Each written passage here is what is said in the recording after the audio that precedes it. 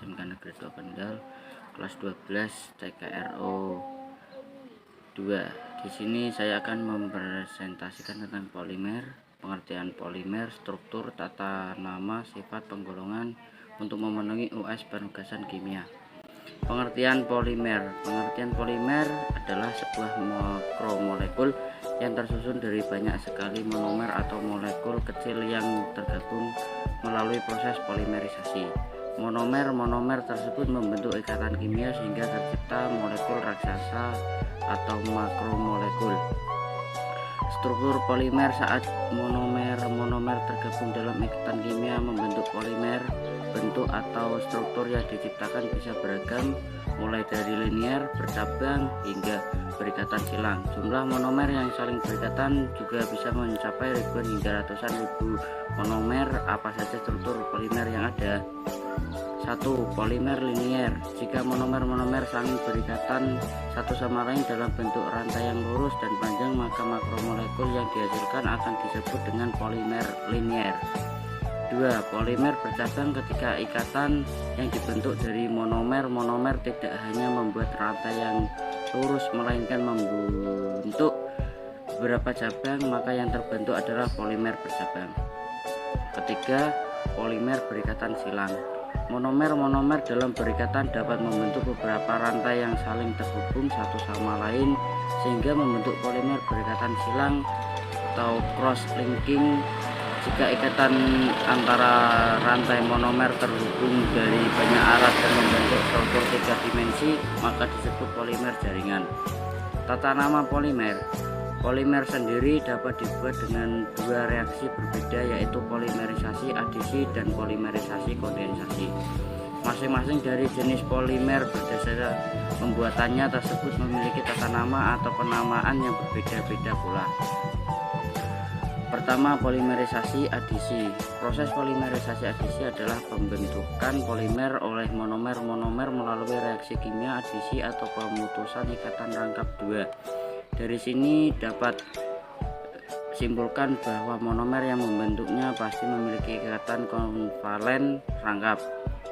Untuk tata namanya sendiri akan menggunakan kata poli di awal, lalu kemudian diikuti dengan nama dari monomernya. Contohnya saja, jika monomer isoprena berikatan satu sama lain dengan cara adisi, maka polimerisasi yang terbentuk akan memiliki nama polimerisoprenia yang disebut karet alam.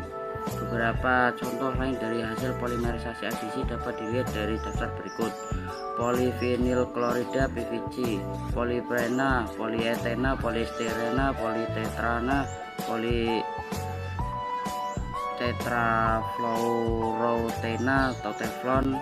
2. Polimerisasi kondensasi. Pada proses polimerisasi kondensasi, monomernya memiliki gugus fungsi di kedua ujungnya sehingga ketika tergabung akan disertai pelepasan molekul lainnya. Maka setiap ada yang terbentuk dari monomer dengan reaksi kondensasi, akan ada zat lain yang ikut dilepaskan. Tata nama polimer yang terbentuk dari proses kondensasi akan memiliki nama khusus. Misalnya, monomer heksametilenddiamin yang tergabung dengan asam adipat akan membentuk polimer dengan nama nilon 66. Contoh lain dari hasil polimerisasi kondensasi adalah dakron, amilum, dan protein. Sifat-sifat polimer menjadi salah satu bahan yang paling sering digunakan untuk membuat berbagai peralatan serta dipilih oleh banyak orang karena memiliki sifat sebagai berikut. Rasio volume yang kecil membuat bobotnya lebih ringan sehingga mudah untuk dibawa atau dipindahkan. Polimer memiliki sifat elastis sehingga tidak mudah rusak, bersifat isolator atau tahan panas serta listrik. Tahan terhadap korosi, tidak seperti bahan logam.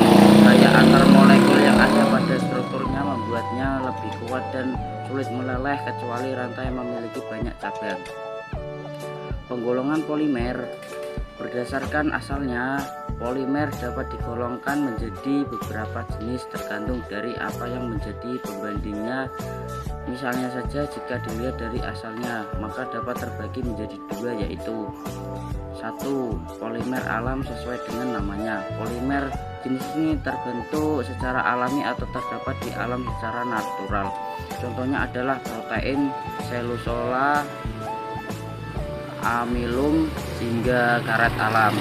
Polimer sintetis kebalikan dari sebelumnya. Polimer sintetis atau buatan diproduksi di dalam industri. Contohnya adalah polivinil klorida atau PVC, polistirena, politetena, dan lainnya.